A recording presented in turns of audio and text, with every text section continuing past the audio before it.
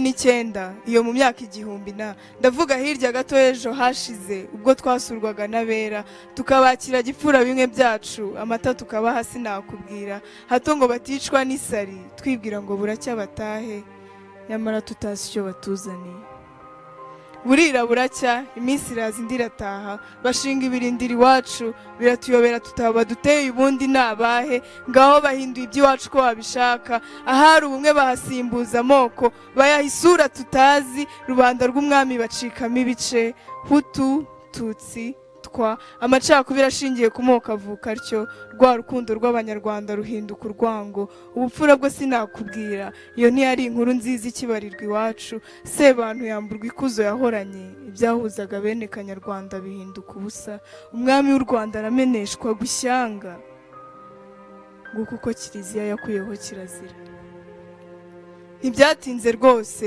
bwarakeye amoko abikindi umuhutu atoteza umututsi icyaha kimwe cyari ukwitwa umututsi 5 barameneshwa baratotezwa abandi baricwa oya byasaga nko kutagira uburenganzira mu rwababyaye bamwe barahunga abandi mu gihugu bakomeza gukorerwa iyicarubozo imyaka n'imyaka bitwa ibyitso inyenzi inzoka n'andi menshi ese wazizaga iki wo mwataramanye mukanywana mugasangira mukabandwa hamwe wazizaga iki wo musangiye ubunyarwanda arakoze cyane ntaganira baho wini tugeze ku bundi butumwa tugiye kwakira bw'urubyiruko ruri hirya no hino ku isi butanga ubutumwa bw'ikizere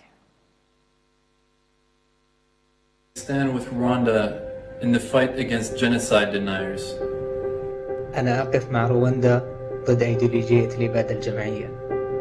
مرحبا اسمي سلوى بس حبيت أقول إني أنا واقفة مع رواندا ضد الإبادة الجماعية اللي عم بتصير هلأ ببلدهم. Naungana na Rwanda kupiga mauaji ya kimbari. 我和卢旺达人民站在一起，种族灭绝不再发生。 Tutsilere karşı 1994 anısına Rwanda'nın yanındayım. من لقى رواندا دوستم تيجي كومو كوجي. Twibuke jenoside yakorewe abatutsi muri 1994 dukomeza no kwiyubaka. I stand with Rwanda against genocide ideology. I stand with Rwanda against genocide ideology. I stand with Rwanda in the commemoration of the 1994 genocide against the Tutsi. I stand with Rwanda in the commemoration of the 1994 genocide against the Tutsi. Yo apoyo a Rwanda en la conmemoración del genocidio de 1994 contra los Tutsis. Urwo ni rumwe mu rubyiruko rutuye hirya no hino ku isi aho rwifatanyaga n'u Rwanda ndetse n'abanyarwanda kwibuka ku nshuro ya 27 jenoside yakorewe abatutsi. Tugiye gukurikira undi muvugo witwa Les 3 mois wateguwe na Inkindi Mukhtar.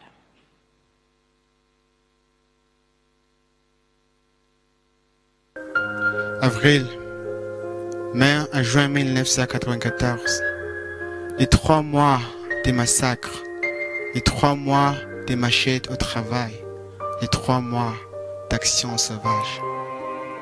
Les 3 mois pendant lesquels les Tutsis n'étaient pas considérés comme des êtres humains, mais des serpents et des cafards qui devaient être éliminés. Les 100 jours d'apocalypse, des routes pleines de barrières et des milices impitoyables, du sang sur leurs vêtements, des gourdins et des machettes de l'air, mais ils étaient des monstres, prêts, fins et affamés à tuer les Tutsis.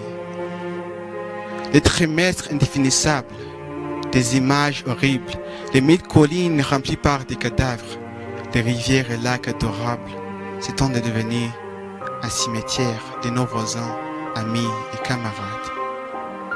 Les 3 mois terribles, j'ai vu des parents chasser leurs enfants, j'ai vu des voisins décapiter leurs voisins, et j'ai vu des médecins tuer des femmes enceintes et des nourrissons. Mata. Gicurasi na Kamena, les 3 mois avec des mémoires tristes, de jeunes filles et femmes de nerfs violés et intérêts vivantes. L'extrémisme autour en croissant, des jeunes petits enfants sur les murs.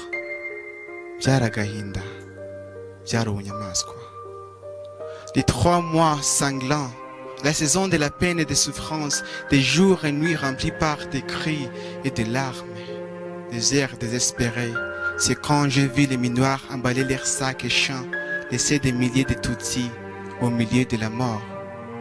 L'histoire des blessures et des cicatrices, les génocides perpétrés contre les Tutsis durant lesquels les pasteurs et les pères se sont changés en tueurs.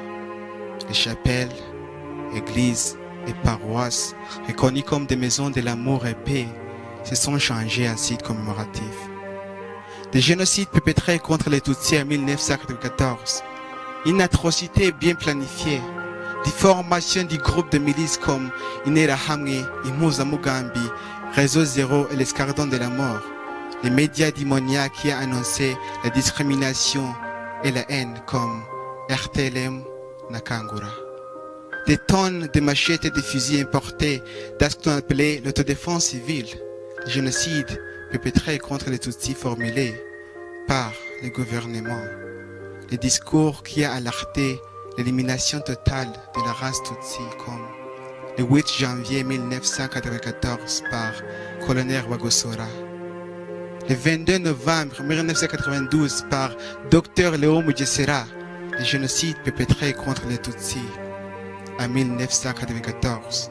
Ne cherchez pas des autres synonymes parce que les faits sont têtus.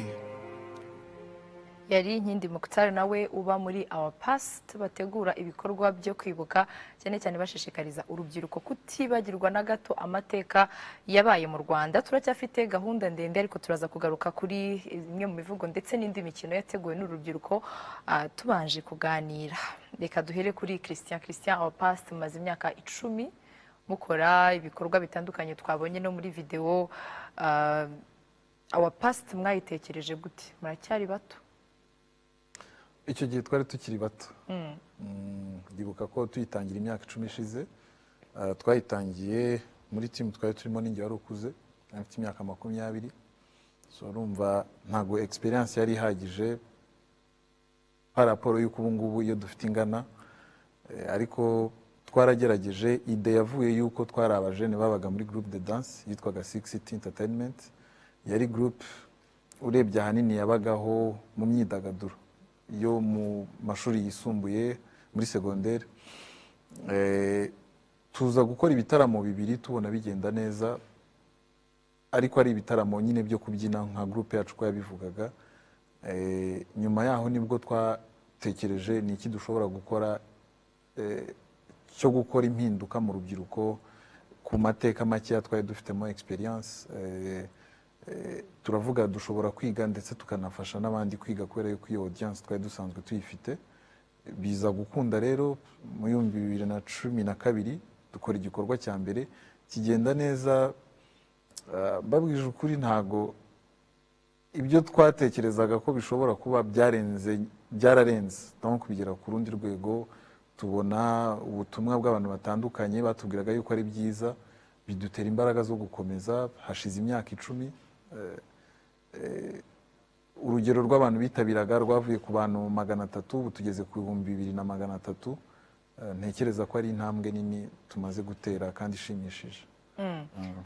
Ubu abantu bari mu myaka yanyu benshi bafite ibintu byinshi bahugije kandi bibafitiye akamaro. Kuki mwahisemo kugaruka cyane cyane ku mateka yashenguye cyane bamwe mu babyeyi banyu cyangwa se na bamwe muri mwebwe? Ntekereza ko nuko bamwe muri twe donc abari bakuze nkanjye bake twasanze hariho ibintu tudashyiramo imbaraga kubera yuko atari uko tudashaka kubimenya ahubwo tutabihaye umwanya. So turavuga ni uburyo bwiza nimba dufite audience y'abantu 300 bashobora kwitabira ibindi bikorwa dukora, dushobora gukoresha abantu 300 nabo bakaza umwe agiye ahindura undi baba ari abantu 600. So tubitekereza gutyo, bwari uburyo bwo kugira ngo twebwe twige, ariko bwari n'uburyo bwo kugira ngo turebe ko urubyiruko nyine rushobora kubona ko ari ikintu gikenewe ko duhindura buryo ki amateka hanze ameze. Nk'uko abivuze, turi mu ntambara ikomeye y'abahakana jenoside, y'abayipfobya. Ntekereza ko abantu twari turi kumwe icyo gihe tukiri kumwe ubu ngubu ubu babyumva neza impamvu noneho dukwiye gukomeza gukora iki gikorwa, ko ari uko n'ubundi abantu bari bariho icyo gihe, generation ya Bafande na Dogiteri uyobora CNRG, generation yabo icyo gihe yari iriho, yari ifite abantu bangana bari bafite iyo ngengabitekerezo, donc baje barwanya kugira ngo iyo ngengabitekerezo igende. Ariko abantu barabyaye nk'uko natwe twakuze, bafite nabo abana bakuze, bafite imiryango, harimo abemeye yuko tujya muri gahunda imwe yo kubaho nk'abanyarwanda, tukabana tugasabana n'ibindi. Ariko ntabwo byakuyeho yuko hari n'andi majenerasiyo n'ubundi yavuyemo ariyo turi kurwana nayo ku mbuga nkoranyambaga n'ahandi, agipfobya jenoside, bavuga ngo twibuke ntibemere yuko hari jenoside yakorewe abatutsi.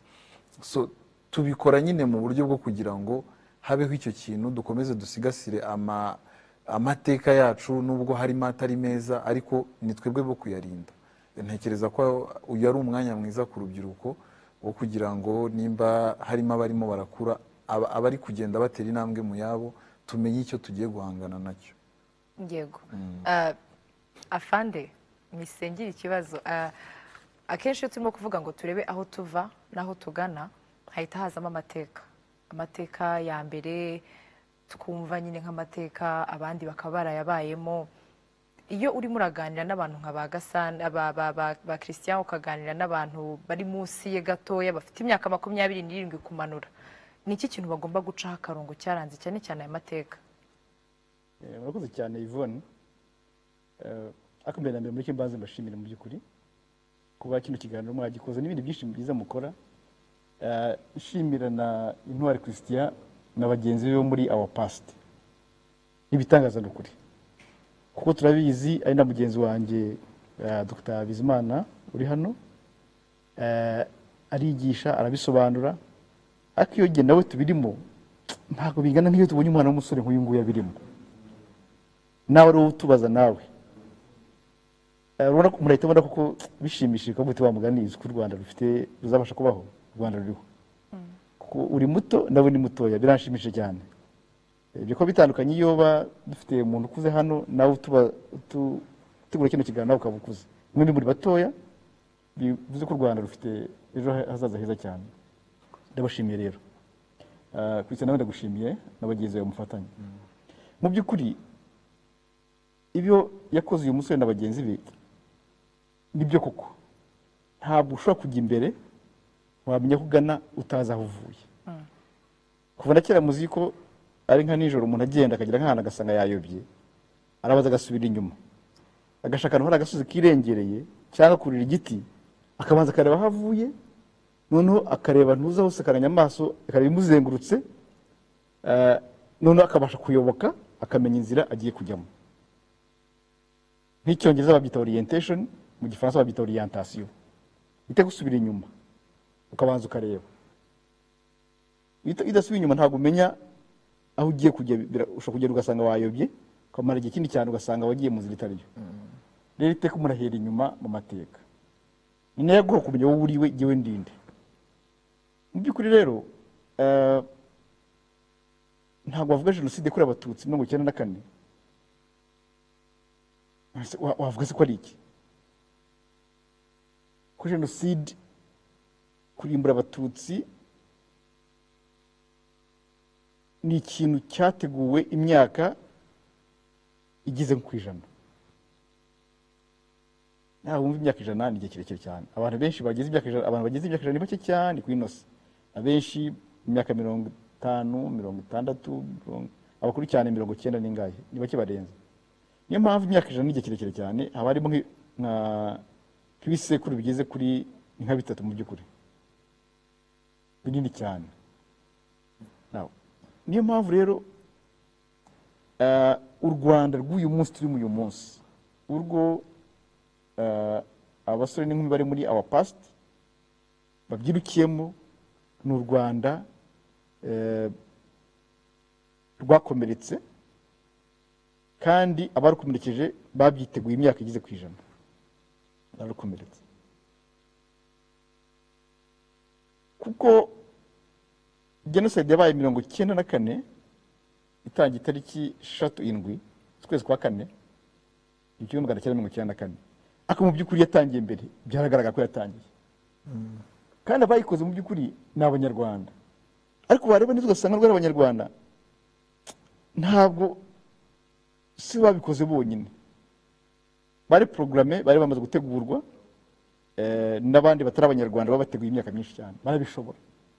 Abo bantu baba bateguye ni bande, babigenje bate? Icyo rwose ni ikintu ngira ngo ni byiza ko dufite na Dr. Bizimana ari hano, amateka araza kuyadufasha neza, ariko ikibazo cyo nuko ku mwanya nk'uyu nguyu twibuka ayo mateka, tukamenya ngo wowe ubwe bazi umenye uwo uriwe nk'umunyarwanda, ko wenda usanga witwa ufite izina rimwe ry'ikinyarwanda akenshi n'iry'ikinyamahanga. Kuki witwa gutyo mbese ubundi? Izina ryavuye hehe? Kuko iyo ubigiyemo nibwo ugenda umenya aho ukomoka. Ese kuki abantu muri Kongo bamwe bari hano abandi bari mu mahanga kujya ubyumva baturutse hanze? Imyaka bayimaze bari hanze ari impunzi kubera iki? Ibi ni ibintu biremereye cyane. Ese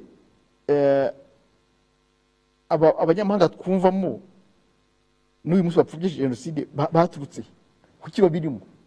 Babigezemo bate? Bari ko u Rwanda atari urwabo. Ibintu bikomeye cyane, umuntu wese uri mu kumenya yitabimenye nta hantu wazagama. Reka mbere aho ngaho gusa mvuge ko kumenya aho dukomoka ikintu gikomeye cyane, kandi imyaka igeze ku ijana kuva abanyamahanga binjiye mu Rwanda b'abazungu b'abakoloni 1894 kugeza 1994 genocide iba n'imyaka 100. Ibintu byabaye gato ni byinshi cyane, bibi cyane, ariko umuntu agomba kubimenya. Rero iyo umaze kubimenya mu by'ukuri wenda turi gusubiramo nyuma, ni naho hava imbaraga zo kubirwanya. Kuko mwese muzi ko na genocide ubwayo ntabwo bishe ngo barangize uburyo turarangije 100%, bari bagikomeza, ariko haza abana b'Abanyarwanda barabyanga, barabarwanya, kugeza barushije imbaraga, barabahagarika, barabatesha. Mu by'ukuri bivuze ngo izo mbaraga z'Abanyarwanda zahagaritse genocide nazo ugomba kuzimenya, izo mbaraga zavuye. Murakoze cyane. Yego. Yes, hari ibyo afande amaze komozaho bya aho tuva. Ni izihe mpamvu umuntu uza amateka cyane yagejeje u Rwanda kuri jenoside, ni izihe mpamvu za jenoside, ni iki kintu cyayiteye cyayisembuye cyane? Biroroshye kubisobanura ariko biranagoye. Reka mpere ku cyambere kimwe. Iyo dusomye ibitabo byanditswe n'abazungu bakigera mu Rwanda, bavuga uko basanze umuryango nyarwanda umeze, igihugu kimeze, sosiyete nyarwanda imeze, ndafata ingero 3 kuko abambere banditse buriya n'abapadiri bera b'abazungu. Hari uwitwa Padiri Pages, Padiri Doracger na Padiri Derimas. Abo batatu inyandiko zabo nizo za mbere rwose mu basesenguye uko umuryango nyarwanda bawusanze nuko abanyarwanda babanaga. Bose abapadiri bahurije ku kintu cyo kuvuga ngo abanyarwanda batuye iki gihugu bibona nk'abanyarwanda, bafitanye ubumwe nk'abanyarwanda, bakunda igihugu cyabo n'amagambo abo nibo nkoresha, bakunda ubutegetsi bwabo burangwa buyobowe n'umwami, bakamwubaha kandi bakamuha agaciro. Ati abanyarwanda bifitiye imana yabo atari iyacu, bakavuga n'amazina bayitaga Rugira, Iyakare, Rurema, ndetse n'amazina yabo aganisha ku butwari. Mbese urasangamo indangagaciro, imyemerere abazungu basanze abanyarwanda bafite. Noneho rero bigeze aho bagiye gusobanura ukuntu bashobora gusenya uwo muco wabo n'iyo myemerere yabo n'indangagaciro zabo kugira ngo bashobore kwigisha ibyabo. Nka Musenyeri Classe niba byanditse ati tugomba aba bantu ntidushobora kuzabacengezamo amatwara yacu niba tutiyegereje abayobora abari ku butegetsi. Bati rero ko iki gihe abari ku butegetsi n'abatutsi ni ngombwa yuko dukorana nabo kuko abami bari abatutsi. Noneho rero Musenyeri Classe abyandika atyo mu mwaka w'1919 abigira strategy. Ariko kubyandika atyo ntabwo ari we wari warabyibwirije, ahubwo abapadiri bera bashinzwe na Cardinal Ravigeri w'Umufaransa mu mategeko abagenga. Buriya bagira constitution, imiryango y'abihayimana igira itegeko, amategeko, constitution yabo. Muri constitution y'abapadiri bera rero buriya n'abayezuwitu basi yabo barayifite, abadominikani barayifite, bose barayigira. Abapadiri bera bo iyabo yavugaga iki? Yavuga ko bo ahambere bashaka kuzajyana iyobokamana muri Afurika, ariko ko kugira ngo bageze iyobokamana muri Afurika bagomba kugenda bakegera abo basanze bari ku buyobozi, abafite ijambo mu baturage, noneho bakabigarurira, bamara kwemera ivanjiri, ijambo ry'Imana, bakabafasha guhindura n'abandi. Musenyeri Karasi rero urumva yashyiraga mu bikorwa mu by'ukuri ibiri muri constitution y'abapadiri bera yanditswe na Cardinal Vijoli nk'uwabashinze. Nuko rero bamaze kubona ko abanyarwanda nababwiye basanze ari bamwe bafitanye inite ikomeye no gukunda igihugu n'ubuyobozi bwacyo, bahitamo gufata abatutsi bataba ngaba turabona aribo bazi ubwenge. Umva ko amacakubiri yaratangiye. Bafashe abatutsi bavuze ko aribo bazi ubwenge. Iyo ngira umwanya mba nabazaniye mu bitabo, hari ukuntu nagiye ndeba uko bitaga umututsi, uko bitaga umuhutu n'uko bitaga umutwa. Ariko iyo urebye ubwo batangiye nyine kubashyira mu byiciro, bafashe abatutsi ko nibo bazi ubwenge, nibo beza, ni barebare, mbega ibyiza byose bakabashyiramo. Bafata umuhutu, bati umuhutu yavukiye gutegekwa, ni nyirangiyo bijya, asa nabi, bakamushyira hasi rwose, bakamwambura ubumuntu. Umutwe we rwose ntibamufate nk'umuntu ubaho, hari nk'aho banditse ngo asa nk'inguge. Ibyo rero bamaze kubigenza batyo, gucamo abanyarwanda ibice, urumva n'inzego z'ubuyobozi bazinjiramo, guhera muri 26 ikiswe reforme voisin na Moruteha. Basanze no mu byiciro by'abanyarwanda, ubwo mbabare ndakoresha amoko uko bayashyizeho, kuko ubundi byari ibyiciro by'imibereho, abatutsi, abatwa n'abahutu, byari ibyiciro by'imibereho, ariko bo babihindura icyitwa amoko. Muri ibyiciro by'imibereho rero ubutegetsi bari babusangiye, nubwo ubwami bwari buyobowe n'imiryango imwe y'abatutsi, ariko barabusangiraga. Iyo reforme rero ya Moruteha na voisin yatangiye kugira ngo ivane abahutu mu nzego z'ubuyobozi z'ubutegetsi, hashingiye kuri ya myemerere bari baramaze kwandika ko abatutsi aribo bazi ubwenge kurusha abandi. Abahutu babavanamo mu butegetsi, hanyuma ibyo bikurikirwaho no gushyiraho indangamuntu noneho zirimo amoko. Indangamuntu zirimo amoko gutangira mu 31 umwami Musinga wabirwanyaga, ko Musinga ntabwo yabyemeye, yewe Musinga no kubatizwa arabyanga. Ibyo rero bigaragara nk'aho bibangamiye ya mahame baba misiyoneri bagenderagaho, kuvuga ngo babanze bahindura umuyobozi, bahindura umwami, niyemera guhinduka nawe abandi baramukurikira. Musinga byanze, nk'umuntu ukunda igihugu wumva agomba kubikomeraho, baramuca bamujyana i Kamembe, nyuma ajya no kujya muri Kongo. Mbega ngarukiye aho ngaho, icyo nashaka kubereka ni ukubereka ko abazungu bwabo, abantu bapfobya jenoside, haba igihe muri iyi minsi bandika ngo ubuyobozi buriho mu Rwanda ubu ngubu ngo bwahinduye amateka, ngo twizanira indangagaciro zacu zitariho, ngo ikiswe revolution muri 59 ngo yazanye ibyiza bya Rwanda nyamwinshi ngo kivanwaho. Nagira ngo mbereke ko atari byo.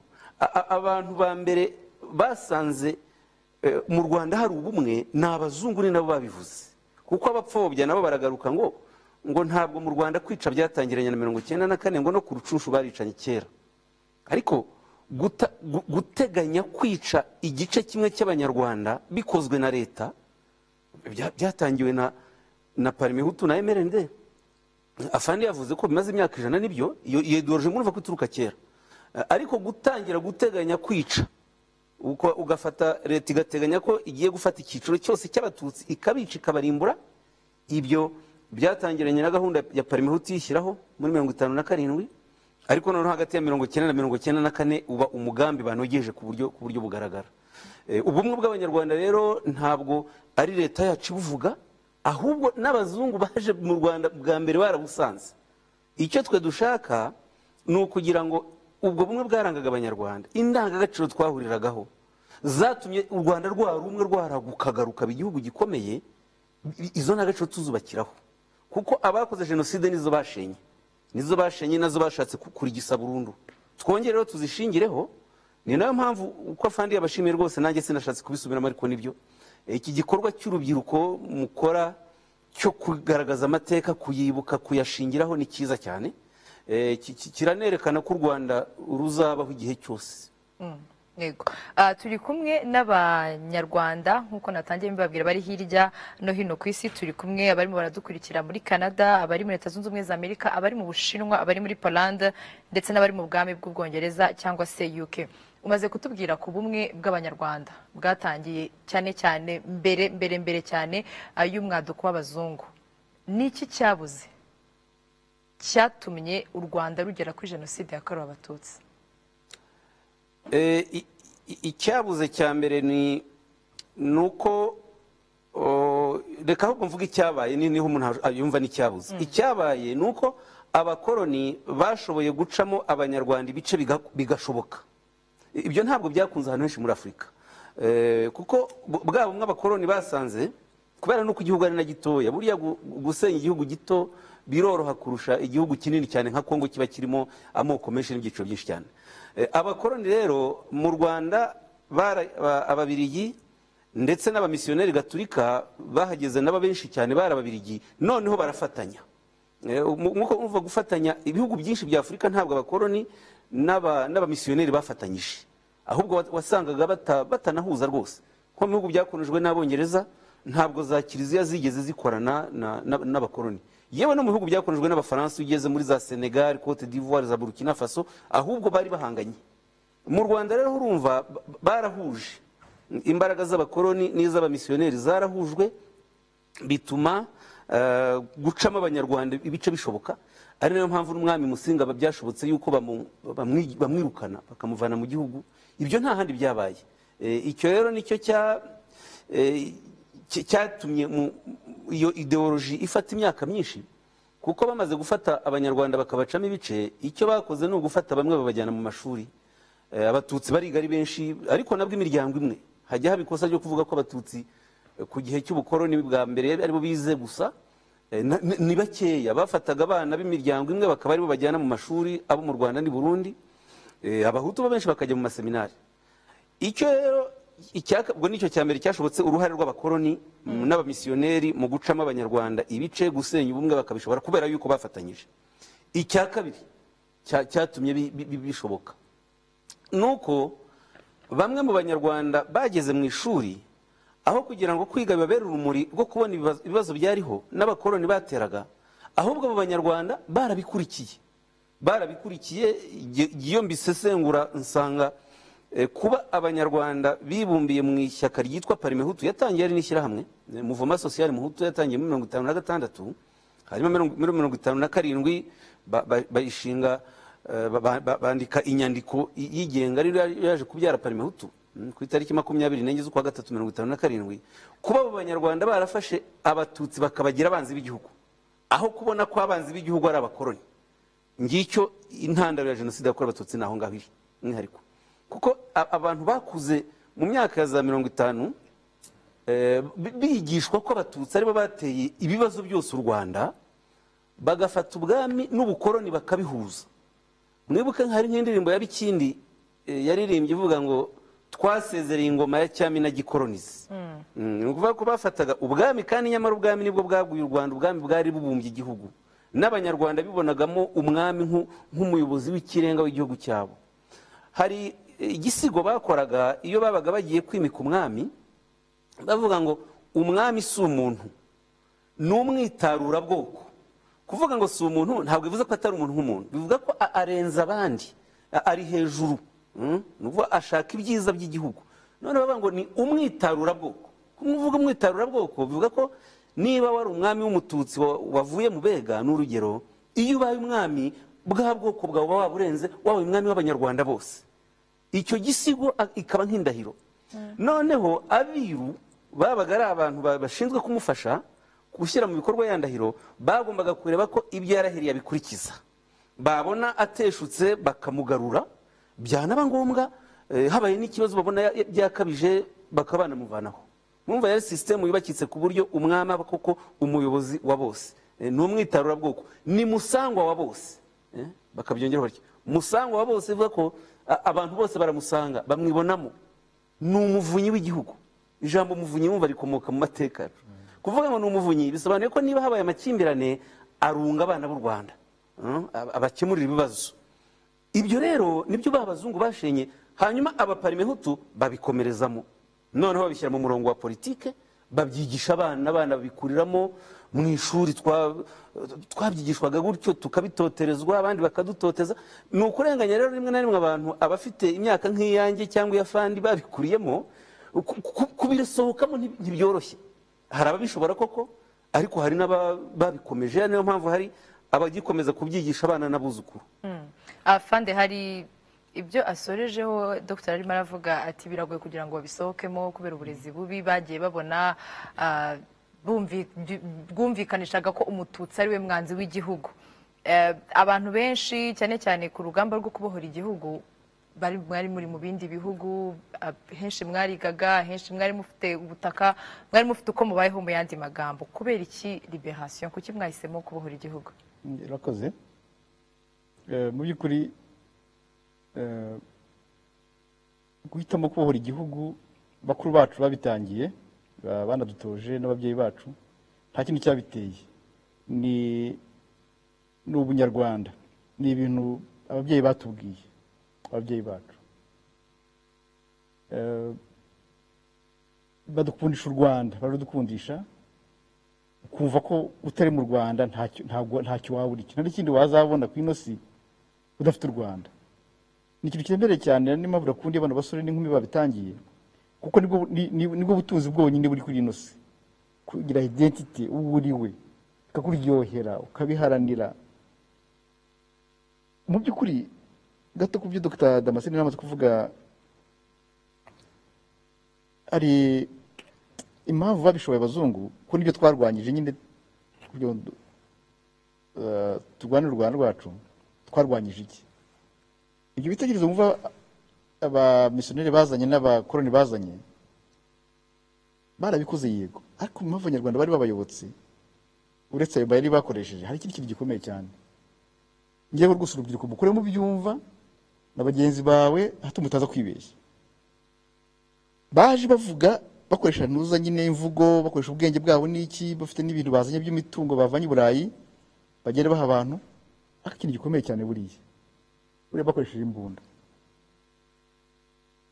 Ni ikintu mugomba kumenya, mukiri bato mukabyumva, mukamenya ko igihugu buriya kandi kera abantu bari barabyibagiwe, n'abakurambere bacu barabivuze ko igihugu kigira ingabo, kigira mbese ba nyiracyo.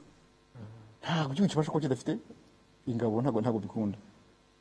Kuko ibyo nababaje, u Rwanda rwabaye imyaka myinshi cyane rukomeye mu by'ukuri, hano mu karere k'ibiyaga bigari, hano twavuga hano rwari igihangange. Ariko ntabwo bari bazi yuko i Burayi bavumbuye imbunda, ntabwo bigeze babimenya. Ubonye abazungu ba mbere baza n'Abarabu, bakabona bafite imbunda zimwe bagenda na zino bashyiramo isasu rimwe bakarasa abiri gutyo, ntaho zari zihuriye n'imyambi n'imiheto y'Abanyarwanda n'amacumu. N'inshuro nyinshi bahuye ku rugamba, ari abacuruzi bashaka gutwara abantu mu bucakara, Abanyarwanda barabananiye. Ingabo z'u Rwanda zaneshaga bari bafite imbunda zino zisanzwe. Ariko ntibamenya ko i Burayi bavumbuye indi mbunda zikomeye, ntabwo bigeze babimenya. Mu 1884 umwongereza witwa Hiram Maxim yavumbuye imbunda yenda kumera nk'iyo muri iyi minsi nuvuga abantu bita mitrailleuse cyangwa se machine gun, bayise Maxim gun, bayitiriye umugabo wayivumbuye.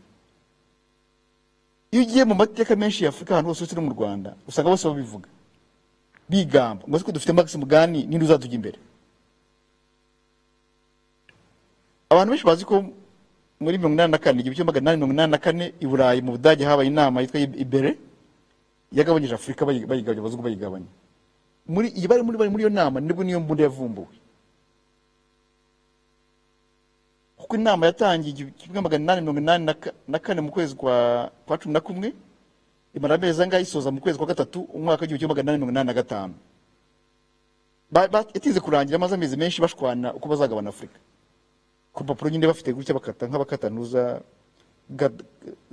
gato, umugati cyangwa se ntuza keke.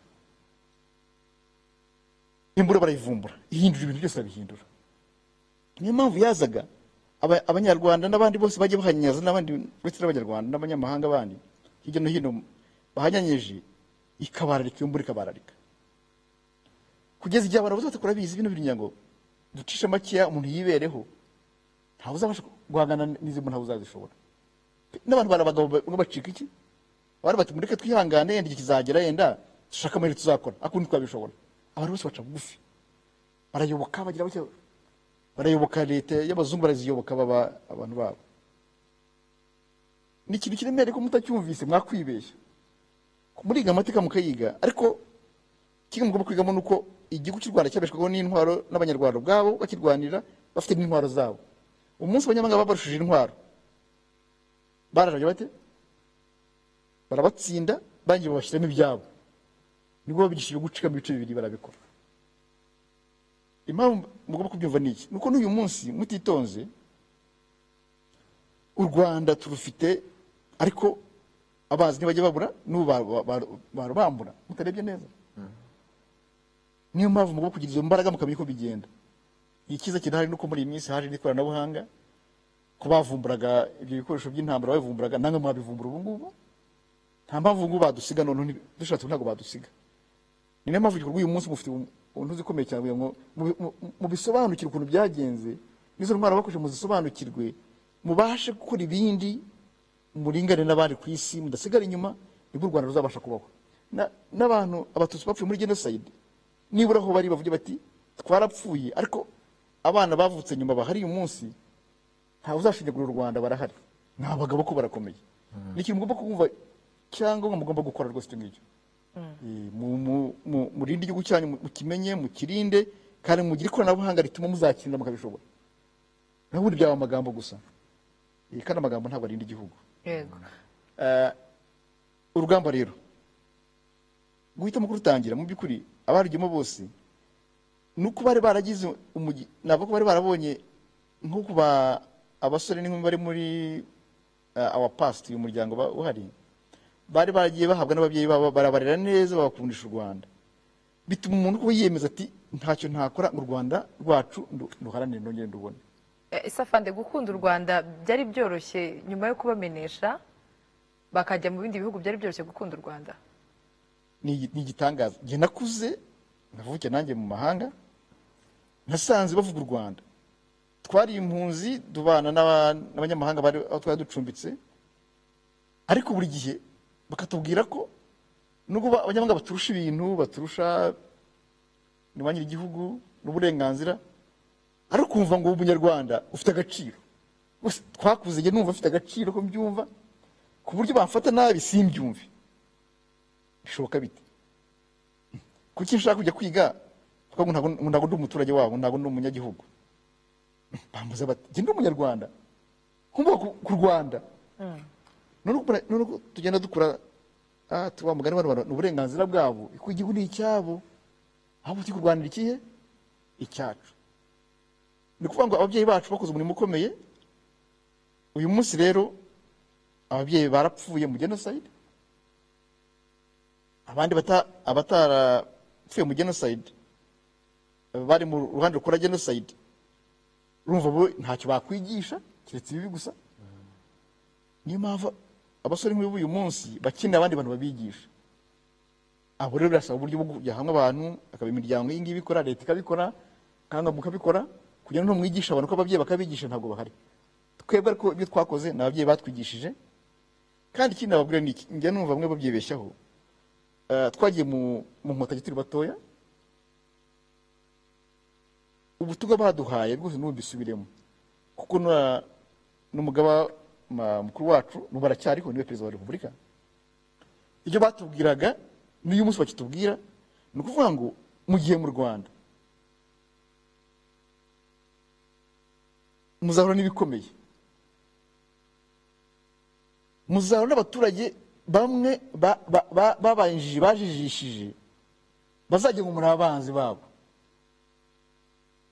bazabita abatutsi babita inyangarwanda babita inyenzi n'iki byose ariko ntimuzacike intege muramenye mutazagamburuzwa mwabona babatera namwe mugashaka kubarwanya abaturage muzabareke murwanye iki ingabo zibarwanya ni ikintu twari dufite twese abari ingabo z'inkotanyi kandi tukiri batoya akatubwira ati uriya nubona kuvugirije induru nazana n'umuhoro mpanga nagira ati uzamenye gusa ngo niko bamwigishije ntabwo nimuhura azakumenya nitumara kubana bazatumenya mwihangane rero ibintu byari bigoye ariko niko batubwiye ku buryo jenoside itangiye 1994 itangiye hajemo za gushidikanya ariko mwatubwiye ngo abanyarwanda bose turi bamwe ibi ngibi bishoboka bite ko birenze urugero bati nange mu bagabo nyine birenze urugero mu bagabo ako nabo nta gihinduka n'uyu munsi nubwo bikoze biriya turacyari abanyarwanda ntabwo tuvuga umugambi wacu w'ubunyarwanda iryo somo rero iyo nyigisho ikomeye cyane iri mu mitima abantu bemera naryo banga mu by'ukuri kuba inkotanyi zaratsinze iryo banga ry'ubunyarwanda twagibishijwe n'ababyeyi bacu tugishwa n'abayobozi bacu ku rugamba barabitwigisha kandi murabona ko niyo mbuto nziza yenda kugira igihugu cyose ubu ngubu ntabwo yasubira inyuma ntibishoboka. Yego turi kumwe n'urubyiruko ruri hirya no hino ku isi barimo baradukurikira bafite ibibazo byinshi bifuza kubabaza bafite inyunganizi bifuza gutanga bafite ibitekerezo bifuza gutanga reka twakire Boris wiriwe neza umuntu wajya twakira turamusaba azajya avana kuri mute video ye kugira ngo tubashe kumwumva kuri audio. Boris wiriwe? Yego niriwe neza namwe muraho? Muraho neza. Uri mu kihe gihugu ufite ikihe kibazo ufite ihe nyunganizi urabibaza ndi? Okay, njyewe mperereye muri Atlanta Georgia muri Amerika. Nkaba ndi mu bamwe batangije abapasi ndi kumwe na Christian. Ikibazo nyine nifuza kubaza ni mu myaka 10 tumaze abapasi iriho tumaze kugera ku bintu twubakira amazu abacitse ku icumu ndetse tunafasha urubyiruko kwiga ku mateka twagize. Ikintu nashaka kubaza kuri Dr. ni nihe nama mwatugira ku buryo nihe nama mwatugira kugira ngo ibikorwa twakoze mu myaka 10 ishize twabikoba kabiri cyangwa 10 kugira ngo dukomeze duteze imbere yaba ari mu nyigisho cyangwa no gukomeza gufasha abacitse ku icumu. Murakoze. Ane Boris twakwakira n'undi nari nabonye umuntu umeze nka Urbain Gilles niba nawe utwumva waramutse wiriwe? Mwiriwe neza. Yego. Nari mfite ikibazo ndi bukibaze Dr. Bizimungu nshaka kumubaza ikibazo cyerekeye n'amateka cyangwa se n'ahazaza y'igihugu cyacu. Ubanza uvuge amazina yawe noneho uvuge ikibazo umuntu ushaka kukibaza. Turi kumwe na Dr. Bizimana. Nitwa Sugira Urbain Gilles mperereye mu Budage. Ikibazo nashaka kubaza nk'ubu ngubu amateka uko tugenda tuyiga twumvise yuko kandi tubona yuko no mu mashuri bagenda bashyiramo inyigisho za jenoside kugira ngo n'abakiri kwiga mu myaka yo hasi bagende bamenya n'amateka yabo. Hari ukuntu nk'ababyeyi bagifite ingengabitekerezo kandi tugenda tubibona ku masocial media za Twitter tugenda tubona abatwitinga ibintu birimo ingengabitekerezo ya jenoside.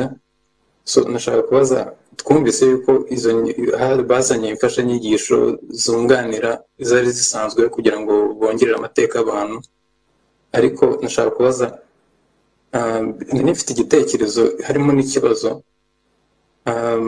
nka assurance baha nk'abantu baba bafite impungenge nk'izo ngiye mfite. Nanone ngatanga nk'igitekerezo niba bafatanya wenda na Minisiteri y'Uburezi kuko nkeka yuko kugira ngo umuntu bamwigisha ibyo bintu bikomeze ntakireho ikibazo cyangwa se ngo bitekerezeho cyane, nkeka yuko barimo lack ya critical thinking. So nashaka gutanga igitekerezo cy'uko wenda bakorana na Minisiteri y'Uburezi kugira ngo wenda hazemo iki kintu cyo kugira ngo bigisha abantu critical thinking cyangwa se abana bakiri bato kugira ngo n'umubyeyi namubwira ikintu umwana azagitekerezaho kugira ngo abe wamugani imbata cyangwa se igikoresho cy'uwo mubyeyi ugifite ingengabitekerezo. Ndagira ngo iki kibazo cyangwa se icyo gitekerezo wenda ngira icyo numvaho cyangwa se ubwunganizi kuri icyo. urakoze cyane Urbain. Turi kumwe na Nirere Chanel. Wiriwe neza Chanel? Wiriwe neza. Yego, watanga inyunganizi yawe cyangwa ikibazo cyawe ukanatubwira urimo kukibaza. Murakoze cyane, ntabwo ari ikibazo. Shimira gusa our past, hanyuma n'ubushikari reba inyuma ngo tegure ejo hazaza zakubona ingengabitekerezo iza kwimakaza umuco w'amahoro. Hanyuma kandi mu gusigasira ntabwo tukumva neza, ngira ngo wabanza ugatunganya kuri mikoro ya telefone cyangwa mashini urimo urakoresha kugira ngo uze gutambutsa ubutumwa bwawe. Niba ufite amayekutori hafi wayambara kugira ngo tuze kukumva neza. Turaza kugaruka kuri Webex mu kanya. Reka tubanze tugaruke hano muri studio. Turaza kugaruka kuri biriya bitekerezo na biriya bibazo bya ruriya rubyiruko ruri mu mahanga. Ndagira ngo duhuze, turaza kugera ku nama Boris yasabye nyuma, turaza kubagira inama nyuma. Hari ikijyanye n'ingengabitekerezo kwiga mu mashuri, ikijyanye no kuba hakongerwamo isomo ry'umwihariko gisabwe na Urbain Gilles. Ese haba hari uburyo mukorana na Mineduc nka na Senerge kugira ngo aba barimu batanga aya masomo bayatange ku kuri koko ku mateka y'u Rwanda? Yakoze Sugira Urbain ku bibazo yabajije, nawe usubiyemo.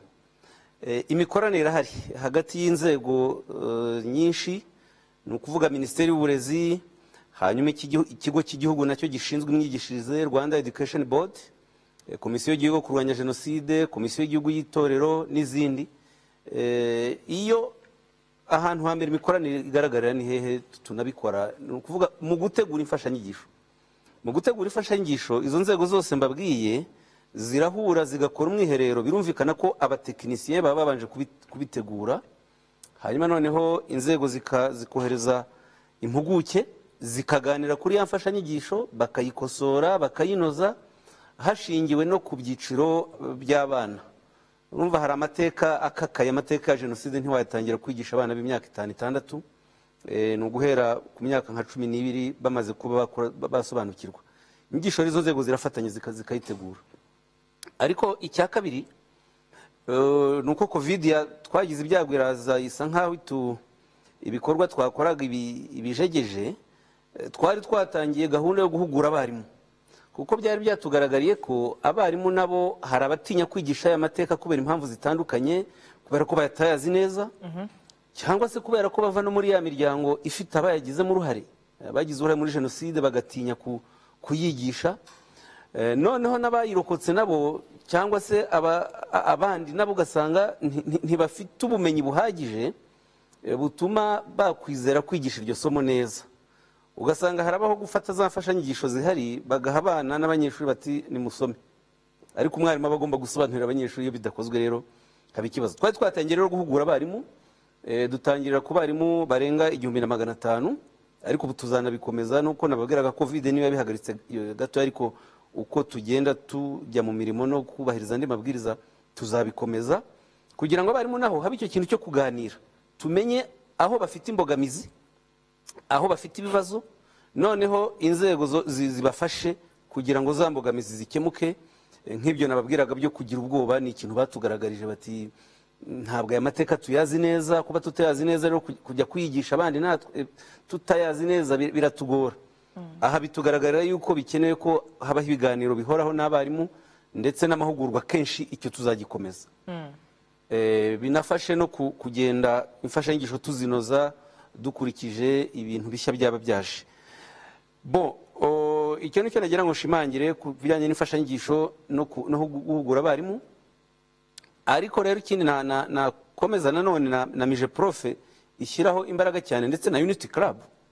Mije Profe ifasha cyane na Minaroke yewe na Komisiyo y'Ubumwe n'Ubwiyunge kugira ngo za karabu z'ubumwe n'ubwiyunge ku midugudu zikora ubukangurambaga mu miryango, ababyeyi nabo bamenye uburyo bwo kuganiriza abana, kuganiriza abana ku mateka, hirindwa ko n'ingengabitekerezo ya jenoside hagira abayikwiza, ariko n'ahakekwa yuko hari ababyeyi baba bayifite, naho ku mudugudu babamenye, habeho uburyo bw'uko sosiyete ifasha abo bantu. Abo bana ntitubarekere gusa ababyeyi babo igihe tuzi yuko bariho babaroga, ahubwo habeho ko aba bana bari mu miryango bizwi ko harimo abantu bafite ingengabitekerezo ya jenoside, baba bari mu gihugu ndetse n'abari hanze bayohereza, habeho kubafasha kurushaho. Izo nzego zafatanyije kugeza hasi ku midugudu. Ubwo kwari kugira ngo mbabwire ko kurwanya ingengabitekerezo ya jenoside no kwigisha amateka ntibigomba guhama gusa mu nzego zibifite mu nshingano nka Minisiteri y'Uburezi cyangwa ikigo cy'igihugu gishinzwe imfashanyigisho, ahubwo n'ubufatanye bw'inzego nyinshi zitandukanye z'igihugu. Yego. Yewe n'amadini nayo nari nyibagiwe. Amadini nayo afite akamaro kanini kuko mu gukorana nabo kugira ngo badufashe kwigisha indangagaciro, nkeka ko ijambo rya mbere ry'Imana aho ryagombye guhera no kwigisha umuntu kuba umuntu nyawe. Ntabwo waba umukristo cyangwa umuyisilamu nyawe utabanje kuba umuntu wuzuye urangwa n'indangagaciro nzima. Amadini rero nayo ni indi kategori, ni ikindi cyiciro kigira uruhare mu gukorana na leta mu kurema umunyarwanda. Yego. Afande, mwabaye visi perezida w'itorero ry'igihugu, watoje abakiri bato, watoje abakuru. Iyo mwaganirizaga urubyiruko ku bijyanye n'aya mateka cyane cyane ya jenoside yakorewe abatutsi, wabonaga bato babyumva? Ese ibibazo bakundaga kubaza ni ibihe? Abato barabyumvaga rwose. Mu by'ukuri binerekana yuko nta nubwo igisubizo kigoye cyane nk'uko abantu babitekereza. Wabonaga nka urubyiruko rwateraniye hamwe, mbere na mbere babyigaga hakiri mu gitondo, abantu bakibyuka, no mu gihe birukanka mu gitondo cya kare bakaririmba indirimbo irimo ubutumwa. Barangiza bamaze kuririmba iyo ndirimbo irimo ubutumwa, barangije kwirukanka bakicara hasi bagiye gustretchinga, kunanura ntuza, ubona nka siporo ya mu gitondo. Ibyo ari bagana bagira ngo babanze batuze neza, babanze bagire bakonje, ibyo baganira akaba ibyo baganira. Ni ukuvuga ngo kandi bakigishanya hagati yabo. Bivuze ngo ibindi bakabyiga nimugoroba mu gitaramo atari mu ishuri. Ni ukuvuga ngo kugira ngo utoze umuntu amenye u Rwanda, amenye Jenoside ukuntu yabaye n'impamvu zayo, amenye nuko burya ntabwo biri academic, ni ibintu byo mu mutima burya. Ushobora gufata academic na note nyinshi ukabyiga ntuzanabimenye, ukabona na lisansi ko ntunabimenye. Bivuze ko uburyo bwiza ni ukujya mu ahantu nakwita nka laboratoire yabyo y'ubunyarwanda bibasha kubyumva. Nasanze kubera ko abantu hariya aba ari ahantu abantu bahuriye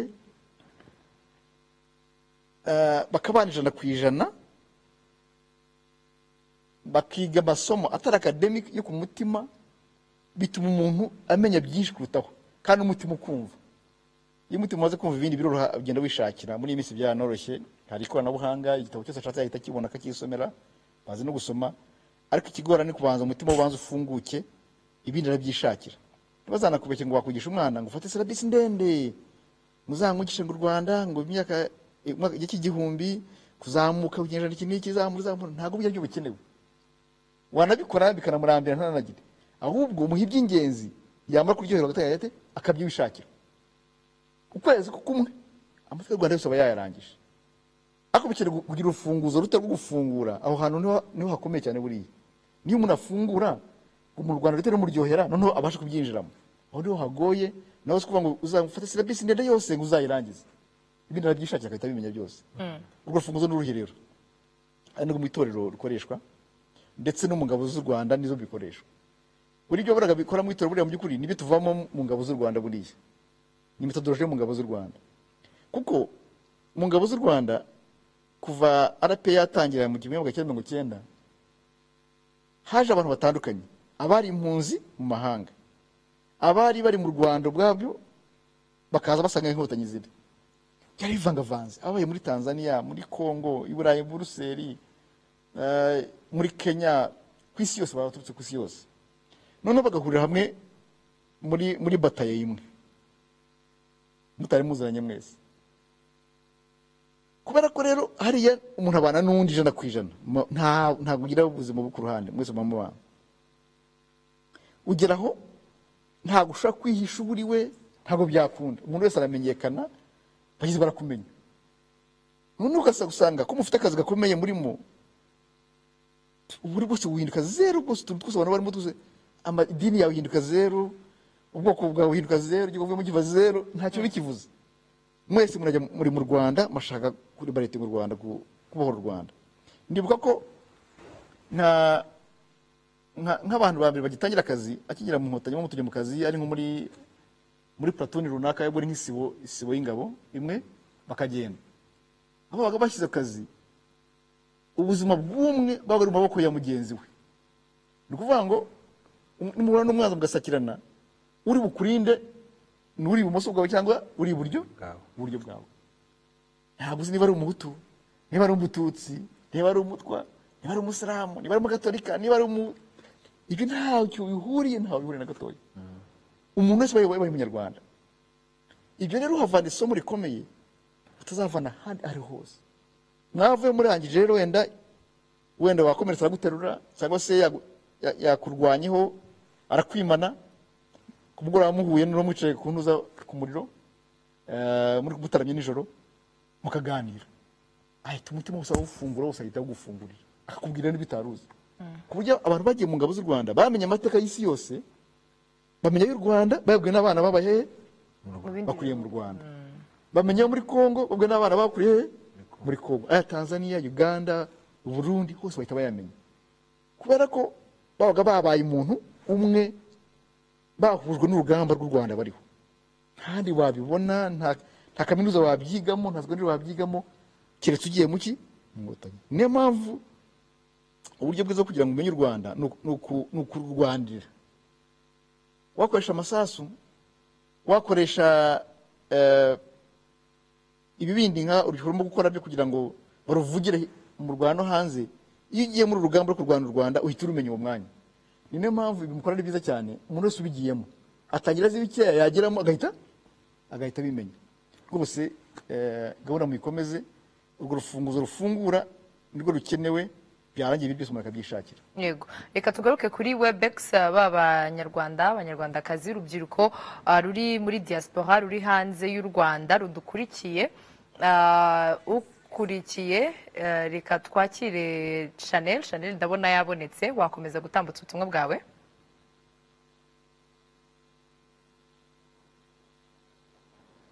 Chanel uratwumva noneho muranyumva neza murakoze njyewe ntabwo ari ikibazo mfite nashakaga gusa gushimira our past hanyuma inyunganizi ni amagambo nifuje kongera kubasangiza n'ubundi bisa nk'ibikuyemo ibyo Dr yavuze ndetse na Afande n'amateka indirimbo ni iba kuri album yanjye ya mbere yitwa Amateka nakoranye n'umuhanzi witwa Mani Martin rero iravuga iti rubyiruko rw'u Rwanda dusubize amaso inyuma maze bidutere gutegura ejo hazaza dukumira ingengabitekerezo ya jenoside twimakaza umuco w'ubumwe n'ubwiyunge bw'abanyarwanda maze urwa Gasabo rukomeze rutengamare rutemba amata n'ubuki kera urwatubyaye rwari rwiza urubyiruko rurwanirira igihugu aho umwerazi aruhindira mu ivangura ry'amoko umwagutaha i Rwanda umuco uracika indirimbo irakomeza ndashaka kubasubiza gukangurira urubyiruko gukomeza gushungura no gushishuza kubera ko umuntu atazi avana iminyagana nk'uko twabivuze navuga rero ngo dukomereze aho ngaho kuko turabizi ko nk'ababyeyi bacu bo bamenye jenoside yakorewe abatutsi mu mwaka w'igihumbi kimwe magana cyenda mirongo icyenda na kane ariko hari n'ibindi babayemo kuva mu myaka ya za 50, 60, 73 bategeze bashobora no kubona uburyo ubwo kubohoka ku mutima kuko babuze ntaho bavugira so kuba twebwe urubyiruko dufata iyi initiative yo gusobanukirwa amateka ngira ngo bishobora kuduha n'inzira dushobora no gufasha ababyeyi bacu nababwira rero ngo mukomereze aho ngaho dukomeze kubaka no gusana umuryango nyarwanda. Urakoze cyane Chanel. Niba hari undi uri kuri Webex, Chris wiriwe neza, waramutse?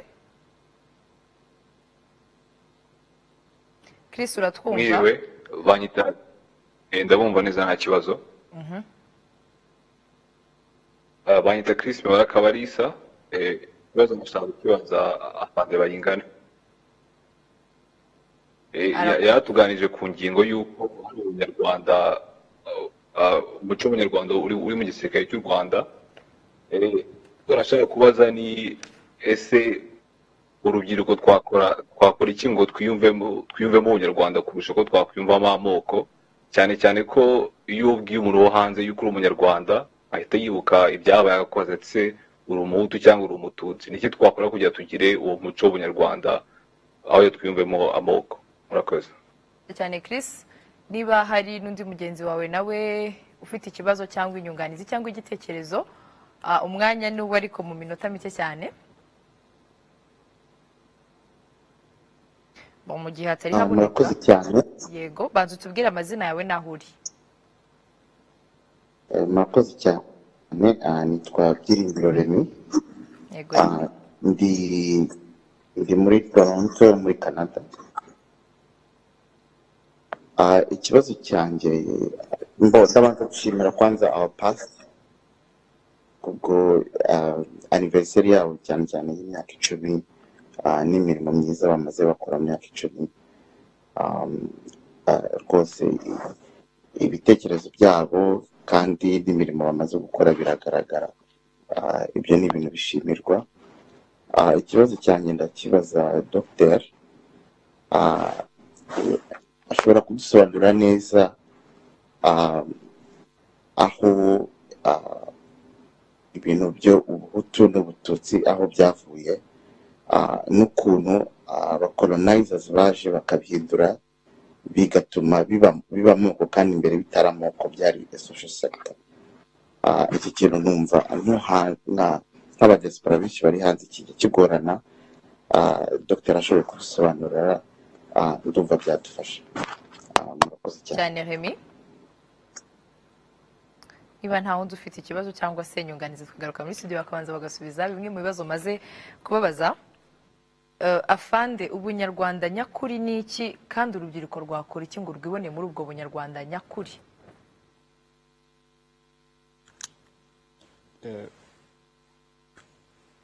Ubunyarwanda ni ubuzima, kuko nubwo ntajya muri sayansi yabyo ariko uko turi uyu munsi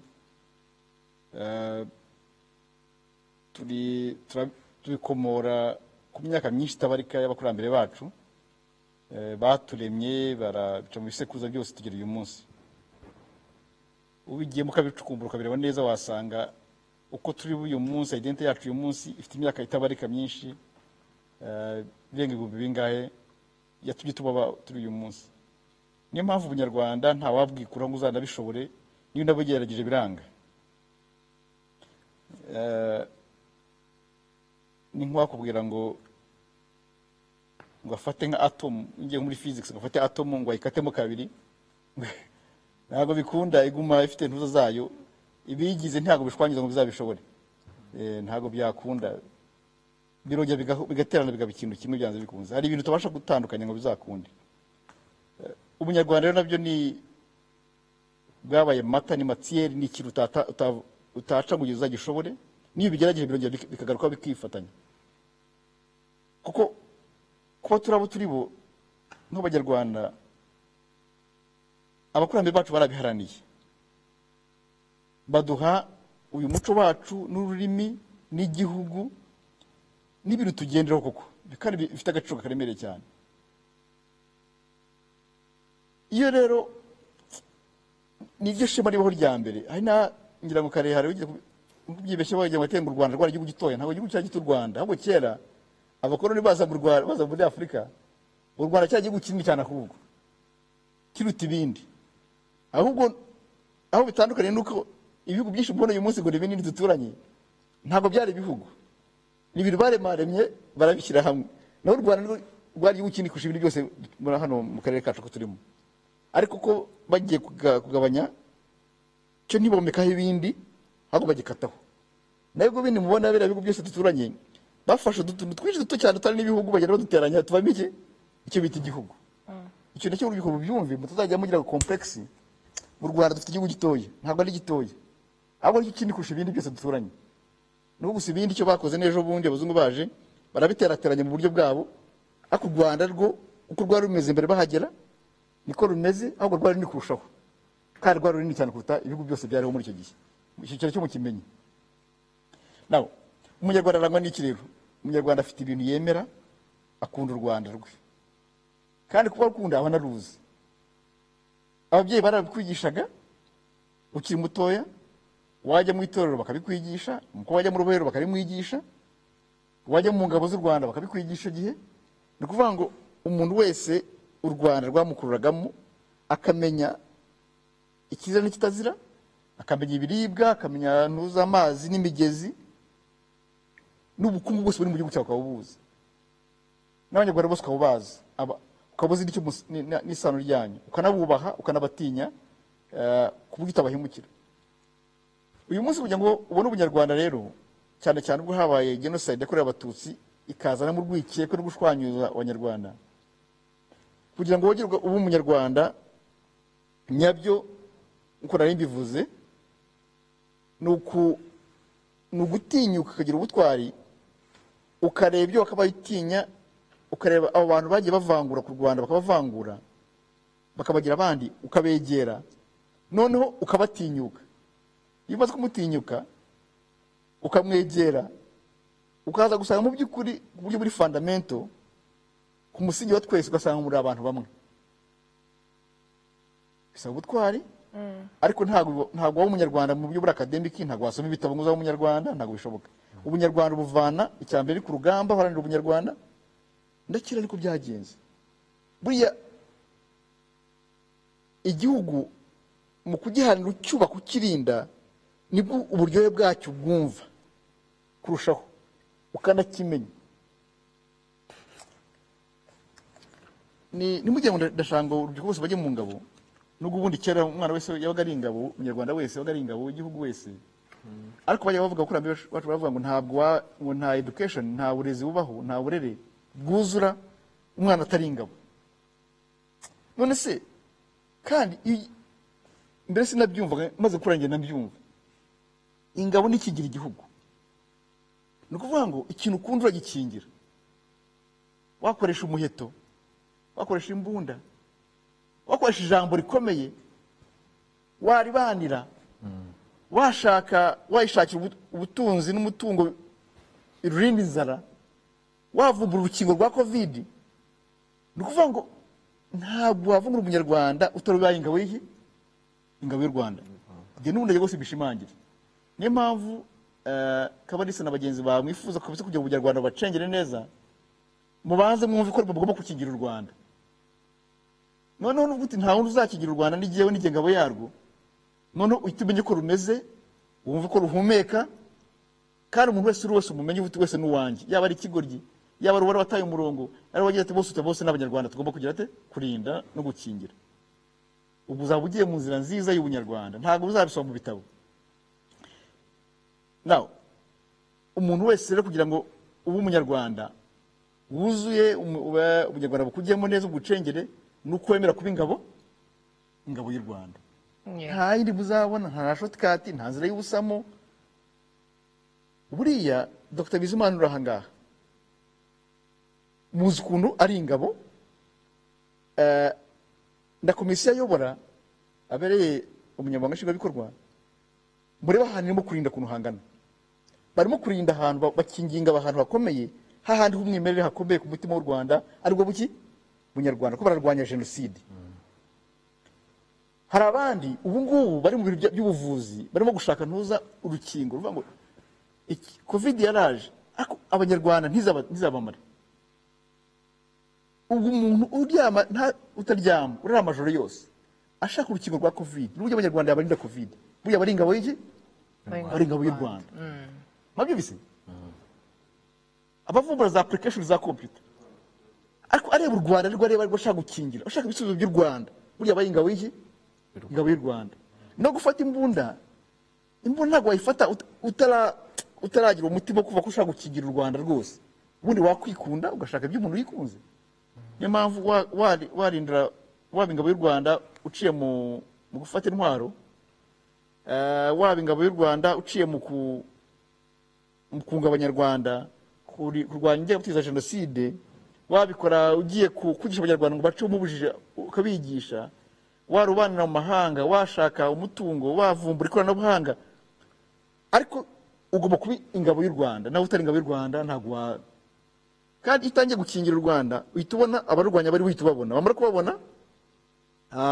none uburyohe bw'u Rwanda n'urukundo rukiyongera ukavuga uti nzapfira u Rwanda rwanjye nzarunambira niko rero niko ubunyarwanda bwigishwa ntabwo ari mu ishuri n'ababitekerezaga rwose mu byibagirwe ntabwo ari mu ishuri ntabwo bamwe nzajya mu ishuri ngo banyigishe ngo shapitire ya mbere ngo ya kabiri wowe umutima wawe ubanza uwushyiremo nurangiza wijandikemo noneho numara kubigeramo ubwo niko utangira gukura vuba kandi vuba cyane niyo mpamvu uzasanga umuntu ubyinjiyemo agafata intambwe ya mbere akayitera uzasanga afite imyaka 25 cyangwa 20 usange ubunyarwanda aragurusha umuntu ufite imyaka 50 kandi undi yarabonye byinshi by'amateka so niyo mpamvu ubunyarwanda isomo rya mbere ni ukwinjira mu rugamba rw'iki rwo kurinda u Rwanda ukoresha intwaro zose zishoboka murakoze cyane Dr. hari ikibazo Remy yabajije ariko ko babanje kugikomozaho mbere ndagira ngo ukiduhurize na niba ari ngombwa yuko uru rubyiruko rumenya aya mateka cyane cyane amateka ya jenoside yakorewe abatutsi n'ubundi iba yararangiye kuki bagomba gusura inyuma bakayamenya nibyo buriya afandi yari habivuga igihugu cyose cyubakira ku muco wacyo iyo igihugu kitubakiye ku muco kirasenyuka kuko umuco niwo uba ufite indangagaciro babwira gukunda igihugu ubutwari umurava ku kazi izo zose ni indangagaciro ziranga umuco w'igihugu utuma kibaho uwo muco rero tuwusanga mu mateka ariyo mpamvu amateka tugomba kuyamenya igihugu kikaba gifite amateka nk'icyacu gifite ayabaye meza nk'ibyo nigeze guhera uko abakoloni basanze igihugu cyacu gikomeye kiriho kandi kimeze neza cyaragutse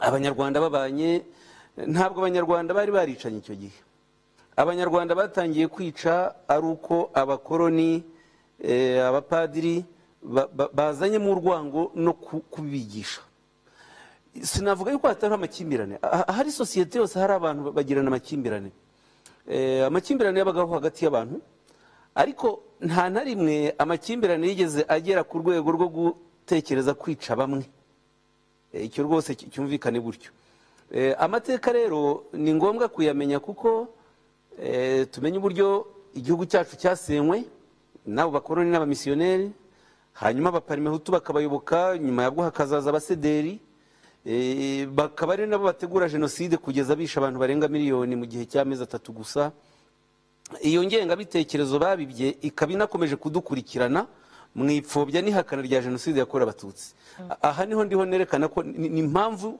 yo kumenya ayo mateka nuko nyine hari abakiyagoreka kubera impamvu zitandukanye hari abanyarwanda ubwabo bafite ababo babigizemo uruhare badashaka yuko amenyekana uko ateye ariko hari n'abazungu hari abazungu bashenye iki gihugu bashyigikiye na za leta yaba leta ya parimehutu ya Kayibanda na MND Habyarimana hari abazungu bakoranye nazo bafitemo inyungu zabo bakorera amafaranga mu buryo butandukanye abo rero nabo baracyafatanya n'abakoze jenoside gusebya igihugu ayo mateka yose ni ngombwa kuyamenya mbaho urugero rumwe rw'abo bazungu buriya muzi ko biriya bihugu byitwa ko bikize bifasha ibikennye nta n'icyo binatwaye ariko urebye imishinga yari hano mu Rwanda nari mpari yewe dufata nko muri za 87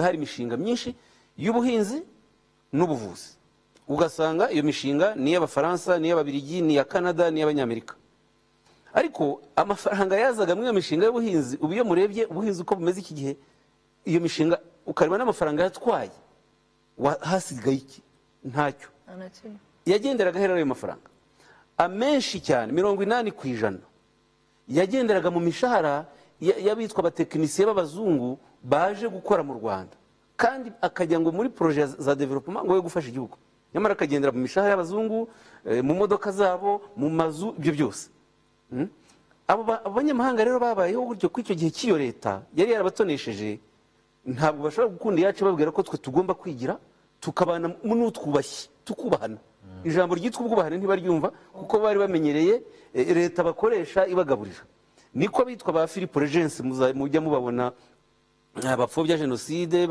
batuka igihugu cyacu nuko Philippe Regency niwe wandikiye constitution Habyarimana constitution ivuga ko ishyaka mu gihugu rigomba kuba rimwe rukumbi akanemeza yuko ubutegetsi bugomba kugirwa na majority mu bwoko ni ukuvuga abahutu nibo benshi nibo bagomba kujya ku butegetsi umuntu nk'uwo rero kandi afite igitabo yanditse nuko kiri mu gifaransa cyitwa Les risques du métier aho asobanuramo byinshi aravuga ati yewe ati ubutegetsi bwa Habyarimana bwari bwiza ati nanamugiraga n'inama kimwe na Colonel Saga twamujyanama we ati n'abaministre nashaka ko ministre avaho namukuzagaho mutekereza umuzungu uza kubwira nyakubahwa perezida wa repubulika ati kuburaho ministre kanaka ushyiraho uyu nguyu akabikora uwo muzungu ntashobora gukunda u Rwanda ubu ngubu haba hari ingaruka ziterwa no kuba uru rubyiruko rudashobora kumenya amateka urumva nko kumenya impamvu nk'uwo munyamahanga Philippe Regency n'urugero nafashe ariho apfobya jenoside ntabwo urubyiruko rwakumva impamvu apfobya jenoside yakorewe abatutsi impamvu yanga RPF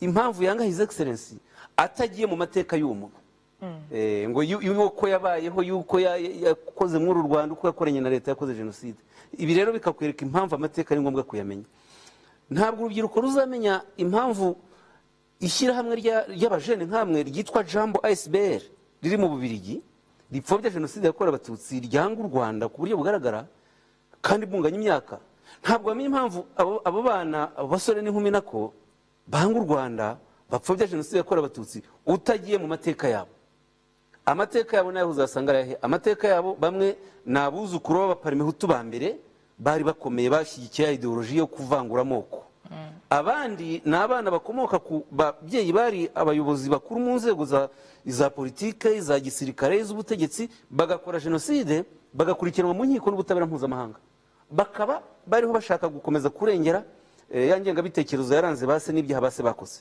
urumva amateka ni ngombwa agufasha kumva impamvu y'igikorwa runaka kugira ngo ukirinde unashobore kurinda igihugu abo banzi ureba intwaro bariho bakoresha yego n'ibyo ngibyo iyo turebye uvuze kuri icyo gisekuru cy'abahoze muri Parmehutu hari kandi igisekuru cy'ababyeyi babyaye ba Christian n'abandi nkawe haba hari ibikomere by'abana batabonye jenoside yakorewe abatutsi birahari ntabwo ndi umuhanga muri psychology sinabyize ariko ni ibintu byumvikana iyo abantu bavukiye mu gihugu cyahuye n'ibikomere bya bikomere nabo barabibona ahambere ubihera iyo tugeze nko mu iki gihe cyo kwibuka ukajya nko kuri site ya Ntarama ukajya kuhasura urwibutso ugasanga mu kiliziya urukuta abicanyi bahondaragaho impinja nta kuntu wareka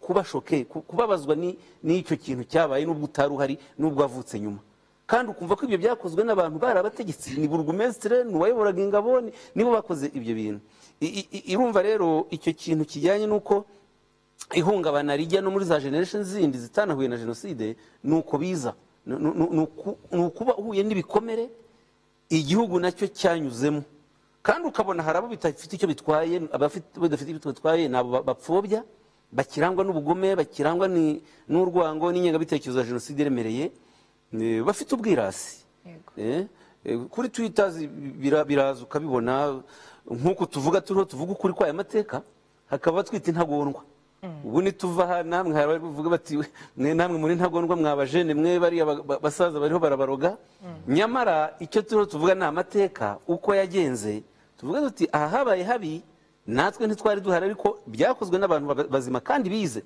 abantu bashenye u Rwanda n'abantu bageze mu mashuri bari bafite za PhD, ntabwo ari abantu b'abaturage, nabize nibo bateguye jenoside, nibo bayikoresheje.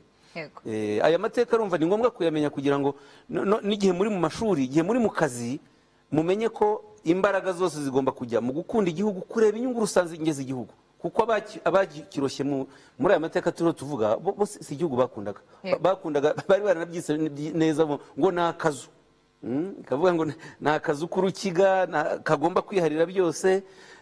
Ya myanya muri politike, buriya Gisenyi na Ruhengeri perefegitura ebyiri gusa zihariraga imyanya y'ubuyobozi 60%. Nubwo tuvuga ko habaye itotezwa ry'abatutsi nibyo, ariko n'ironda akarere ryararemereye, kuko Gisenyi na Ruhengeri mu ngabo z'igihugu, mu mashuri, muri buruse, mu mirimo 60% y'imyanya yari yabo, kubera ko ariho perezida akomoka gusa. Ibyo byose rero nk'abavanywe kw'iryo bere bari bihariye ubukungu bw'igihugu bonyine, ntibashobora gukunda inkotanyi kuko bumva inkotanyi zarabambuye ibyiza bari bafite. Nyamara si ibyiza, sinzi ko ni ubusambo, ni ukwikunda. Yes. Afande, haba hari amasomo urubyiruko rukwiye kuvana kuri jenoside yakorewe abatutsi? Isomo rya mbere ni uko umugabo yigira,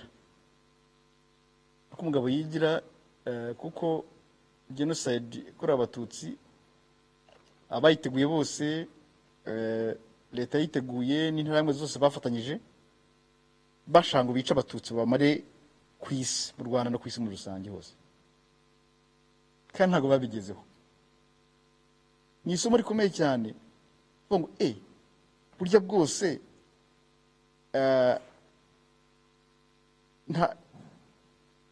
mfite ubushobozi kuba nakwirinda. Ni ikintu gikomeye cyane. Ubu nanjye mpamvu ko biri isomo, nanjye byambere isomo, nubwo nayo nsanga ndi ku rugamba, mu by'ukuri nakabaye njye narabyumvaga, ariko ni isomo rikomeye cyane twavanye muri urugamba twavanyemo. Isi yose igize gutya, twebwe turaje, rwa rubyiruko turarwanye nabo, tubarusha imbaraga, turayihagaritse genocide. Nuko mu icyo gihe uhita wumva umenye ko burya bwose destiny iri mu maboko, mu biganza byanjye. Isomo rya mbere ni uko destiny iri hehe? Mu biganza. U Rwanda hazaho u Rwanda hari mu maboko yande y'urubyiruko. Icyo ni ikintu cya mbere. Igisomo rikomeye murifate, mumenye ngo n'ibindi byose bigerageza muzacamo byose biri mu biganza byanyu, kandi mwabishobora, mwabikora. Icya kabiri, twabonye ko igihugu nta kugikiniramo.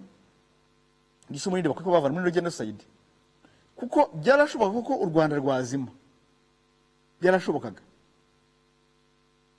Niyo mpamvu u Rwanda ni ubutunzi budasanzwe, nta reserve y'u Rwanda ibaho, nta spare y'u Rwanda ibaho, u Rwanda n'urwo gusa. Niyo mpamvu ntakwiye gusinzira ngo ahumbye.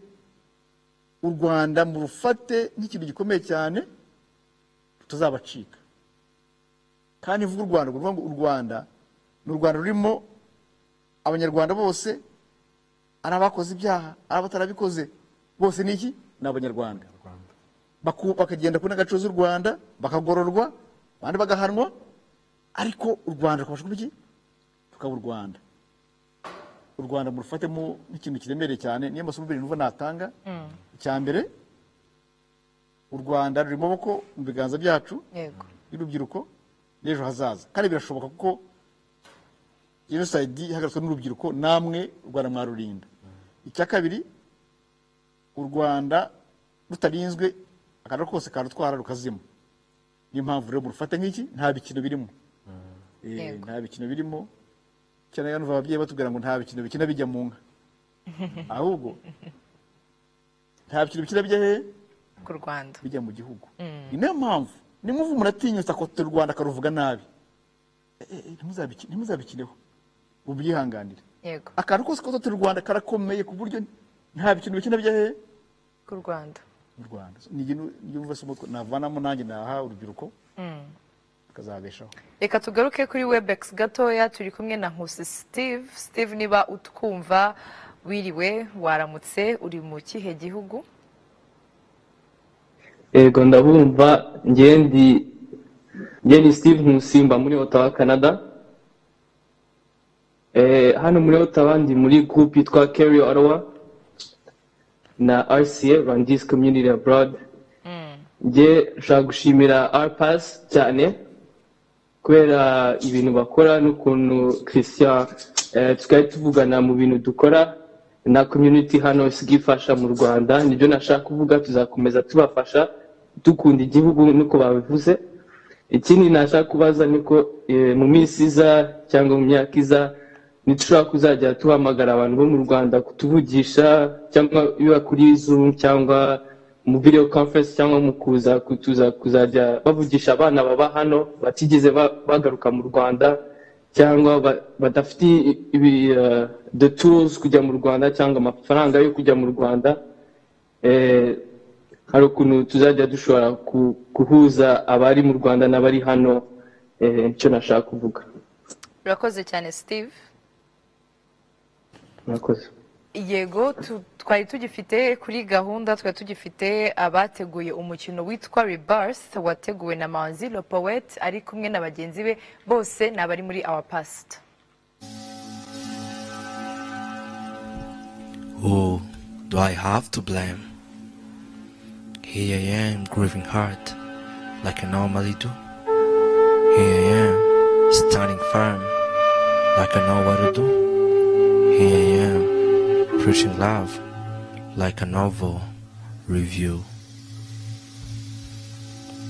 Who do I have to blame? He who saw potential in us and found no other way to exploit us than separating us and preaching hate. Who do I have to blame? He who saw that the God we had cared less on our possessions and the length of our noses. Who do I have to blame? He who killed, who he preached, 12 families of Israel, and how Judas betrayed his master, and yet failed to betray his own master, but rather betray who followed what he preached. Who do I have to blame?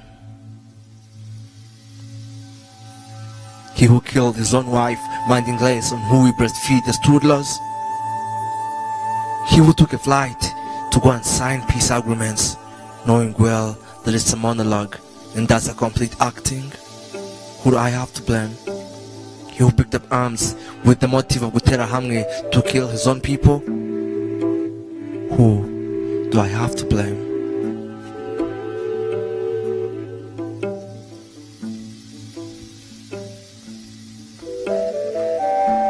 Who do I have to blame? He who invested in the buying of machetes to distract his own country. He who claimed that his blood brother is a stranger from Ethiopia. He who claimed to be the peacekeeper and ended up being the peace destructor. Who do I have to blame? He who failed to feed the hungry citizens, but rather take debts to buy arms that will abolish them. I blame every one of them. They failed humanity. They failed love they used to preach. They failed us. They failed me. They failed Rwanda. And now, here I am. Here I am grieving hard like I normally do. Here I am standing firm like I know what to do. Here I am preaching love like a novel review.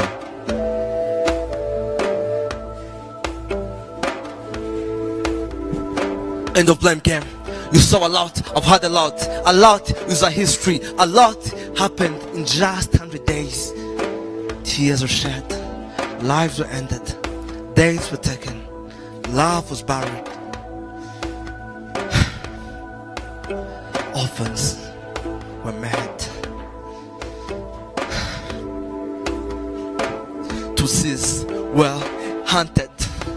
But guess what? Also, the nation was saved. The rebirth has started. Peace was restored. The mystery has ended. Songs of victory was sung in Sinzi when I would go in sins.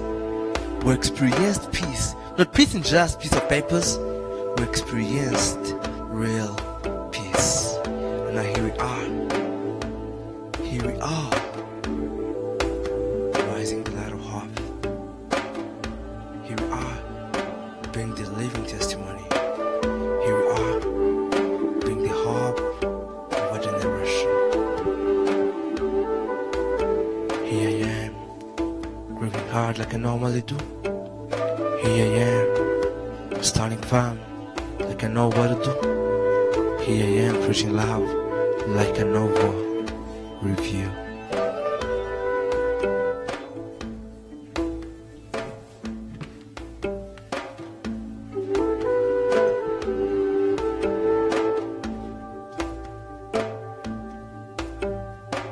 Young, homeless, broken but determined. Beat the change we want to see, they say, from the exile to rescue the nation, where the government with international help was killing the people. From the exile to rescue the nation that was distracted by its own people. From the exile to rescue the nation where blood brothers were killing each other. From the exile to bring back bwa bumwe n'urukundo by'abanyarwanda. From the exile to bring back love, to bring back happiness, to bring back joy, to bring back rukundo, rumwe, to bring back sanity to my entity, to bring back unity, to bring back love, ubumwe, to bring back gushyira hamwe. They said we were chased out of our country, but our country was never chased out of us. U Rwanda uruvamo ntirukuvamo.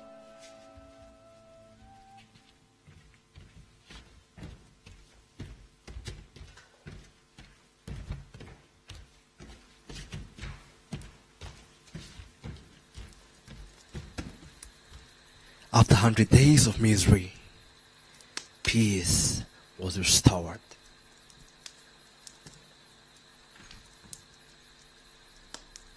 And before we know it, it was a bright sunshine after a crazy storm. It was Kubaka like never before. It was imiborogo. It was igihugu gitemba amata n'ubuki. It was ubutsinzi. It was happy faces all around. We owe you a lot. You did what many failed to do. You selflessly did this. We owe you our respect. Uri Inkotanyi cyane.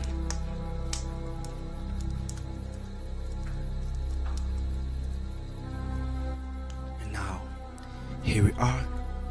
Here we are grieving hard, like we normally do.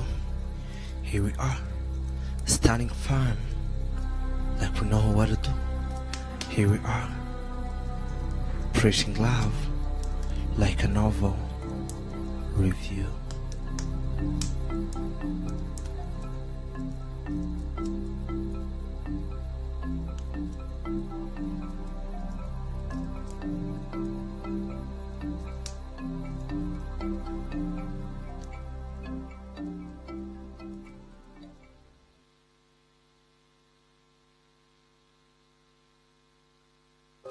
Fear, illusions, astonishment of what befell Rwanda taught me that with or without support, you can still rise and fight for your name. I am proud of my Rwanda. I am building and building as if bullets of destruction, hate and violence never torn me. I am the spirit cheered by my history. In anger I say, wabayeho, wishenguka, komeza urugendo. A proof that I can still walk even when my limbs were tied for so long that I couldn't believe I will once look left and right to peep in Sekwabene Kanyarwanda. Oh, how do I say that I hold one's hand without fear? I walk the streets and my heart knows what peace feels like. Whatever invades me doesn't shake me because I move with the spirits that still decide to live even when darkness creeps in aggressively. It is for me and you to fight for this journey. It gets tiresome on the way. Some deny our obvious struggles, but bravery still leads. We will live and live to honor the lives we lost and protect the survivors. yari Bagirinka Zuhra nawe akaba aba muri Our Past muvugo yise Bravery Still Leads. Tukivuga kuri ubu butwari turimo kugenda tugana ku busozo. Fande iyo witegereje Christian na bagenzi be n'urubyiruko muri rusange rw'u Rwanda ubona biteguye gukomereza aho muzaba mugejeje cyangwa se aho mugejeje ubu ngubu? Cyane rwose kambwira abatwumva yuko mfite icyizere gikomeye cyane bitandukanye ndabonye n'uvanga bavuga ngo abantu b'iki gihe bazabasha icyo bazashobora ntabwo ari byo rwose kuko ndibuka ko imyaka bafite twayegejeje uko bazi u Rwanda n'ibyo bakora mu by'ukuri barakuze pe mu bitekerezo uko twari tunameze nabigereranyije. Mwe kwiheba rero urubyiruko rw'u Rwanda rwose rurabishoboye barabyumva rwose iyo buganiriye n'ibyo bakora bibona birahambaye rwose nuko intambara barwana itandukanye n'iyo twarwanye ariko mu by'ukuri rwose gifite icyizere ntabwiraga ko jewe natangiye urugamba ndi mukuru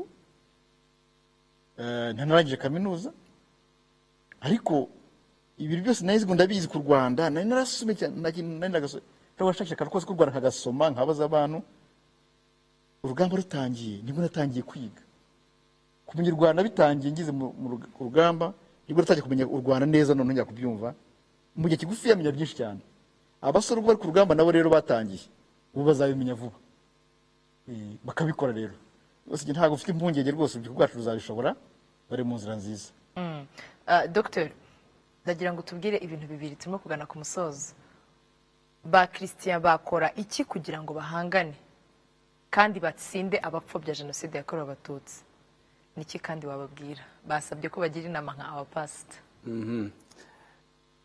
Icyo bakora bariho baragikora rwose nta gihe kindi kuko kuba urubyiruko rwaratekereje gutangiza nk'iki gikorwa Our Past cy'amateka yacu. Icyambere ubwo nuko rwumvise akamaro ko kumenya ayo mateka kuyasigasira kuyabungabunga. Icyo rero nabashishikariza ni ukubashimira gukomeza uyu murava gukomeza iyi ntambwe batangiye amateka bakayacengera bakakora ibishoboka byose ngo bayige. Ubu ngo noneho bisigaye aho bigoraniye no kubona social media communication yarafungutse cyane ushatse gushyiraho ibinyoma birundaho YouTube agakora ikiganiro akabishyiraho akabeshya abantu ni ukugisha inama rero kumenya za source nyazi zarizo amateka abantu bagomba kwiga bayigira hehe kuzihe bitabo izihe website gutyo kumenya kwiga amateka nyayo kuyashishikarira kuyasoma kuyakurikirana ariko noneho no mu kugira uruhare kuyandika. Ubu kwandika kenshi n'ubwo buryo bwa social media kuri YouTube n'ahandi usanga abantu bapfobya abasebya u Rwanda biganza. Aha niho nagira ngo nshishikarize Our Past naho mujye kuri social media mube active kandi kiza mwebwe mufite content imiyoborere myiza y'igihugu cyacu murayibona murayizi muyibamo abamo mahanga n'abapfobya bo ni ibinyoma gusa bakwiza ariko ntibafite ukuri kwa nyako. Ukuri rero ku miyoborere yacu murakuzi uburyo igihugu cyacu gikunda abaturage bacyo nyakubahwa perezida ko bakunda kubashyiraho gahunda zibafasha za mituweli. Mwigeze kubona mfata urugero rwa hafi uburyo umugore witwa Idamange yadutse aza asebanya atukana inzibutso akazihindura ko ngo zahindutse amazu y'ubucuruzi imibiri y'abatutsi bishwe muri jenoside ihari kugira ngo ijye ikimenyetso cy'amateka akajya kwitesha agaciro ko ngo izana amadovize aherwaho. Murumva n'urwo rugero mfashe ubutabera buzabigaragaza ariko n'urugero mfashe rwerekana ko umuntu yaje akavuga amagambo nk'ayo mwe gukuri murakuzi muza akamara inzibutso zifite icyo zimaze uburyo bwo zigisha ni mube active kubisobanura rwose. Hari ubu ikindi bakwiza mukanamenya kuvuga ngo abapfobya abagoreka amateka ni izihe ngingo bifashisha kumenya izo bifashisha n'ibisubizo mwabaha. Ubu icyo bifashisha basanze kuvuga ngo guhakana jenoside yakorewe abatutsi ubu ntibigishoboka kuko jenoside yakorewe abatutsi yamaze kwemerwa ku rwego mpuzamahanga. Umuryango w'abibumbye wanashyizeho urukiko mpanabyaha mpuzamahanga rwakoreraga Arusha, rwemeza icyo cyaha, rugihanira abantu, runagaragaza yuko habayeho jenoside imwe mu Rwanda ariyo jenoside yakorewe abatutsi iteguwe na leta yitaga ko ari intagondwa z'abahutu. Nkaho rero nuko icyo bazana ni ikintu kuvuga ngo ngo jenoside yakorewe abatutsi yaremewe, ngo ariko hari indi process tugomba gukoresha kugira ngo n'abahutu nabo barishwe, ngo nabo bakoreye jenoside, ngo iyo jenoside ya kabiri nayo igomba kwemezwa. Kandi ibyo si by'icyo ni ikinyoma cyambaye ubusa. Ni ukumenya rero ngo ubu urugamba mwebwe nk'urubyiruko mugomba kurwana rw'abasebya igihugu nabo bashaka gufata abantu nka Major General Bayingana bahagaritse jenoside bagashaka kubasiga icyaha kitabaye. Ni ibintu bibi cyane. Ubu nicyo bagezeho, niyo ntwaro bakoresha. Iyo ntwaro bakoresha no kuyimenya no gushaka ibisubizo biri clair byo kubaha biberekana.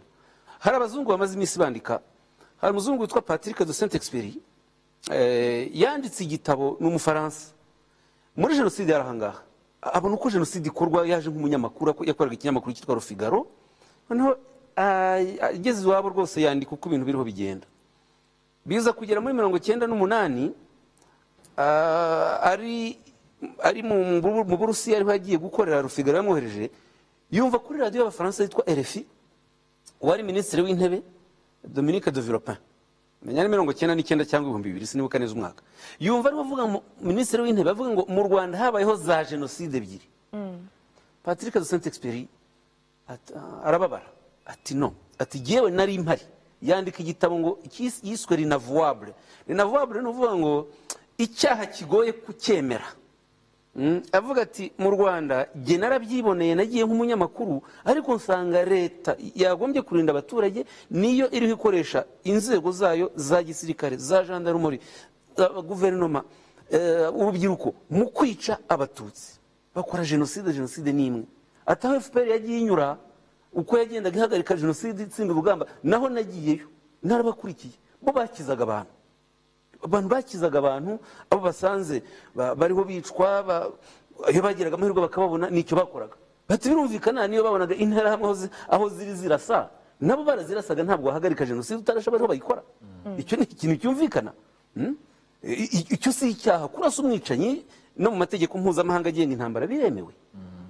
Ni icyo cyabaye urugamba rwo kubohora igihugu rugasobanurwa, mukamenya ibyo kubitandukana. Ubwo Patrick de Saint-Exupéry amaze no kubona yuko hari abantu bitwaza icyitwa mapping report yakorewe muri Congo, kuvuga ngo ingabo z'u Rwanda zagiye muri Congo kwica impunzi, kandi nyamara zaragiye kuvana impunzi mu maboko y'abajenosideri barazifashe bunyago, banagitangira mu buhamya murabyumva. None Patrick de Saint-Exupéry we no muri Congo yari yaragiyeyo, yazanye na operation Turquoise, impunzi zatahutse abibona areba, noneho abonye haravuga ngo habaye double genocide. Bine biri muri mapping report, afata mapping report asubira muri Congo, akagenda anyura aho impunzi zagiye zivuga zanyuze hose, agashaka ubuhamya bw'abahabaye, ibindi bimenyetso. Igitabo amaze kugisohora gisohotse ejo mu kwezi kwa gatatu, cyitwa La Traversée. Nuko we yagiye rwose agafata moto akagenda ku makamyo Congo yose, inzira impunzi zanyuze kugera Mbandaka, Kisangani, Tingiti, hose arahagera. Yose akabyerekana ati hari impunzi koko zapfuye ziguye muri Congo, zizize indwara, zizize imibereho mibi, ariko abasirikare b'u Rwanda bari bagiye kubacyura, n'abemeye bagataha batashye neza. Ati nta bantu bashobora kujya kwica ngo bajyane n'indege zizana abantu zibacyura.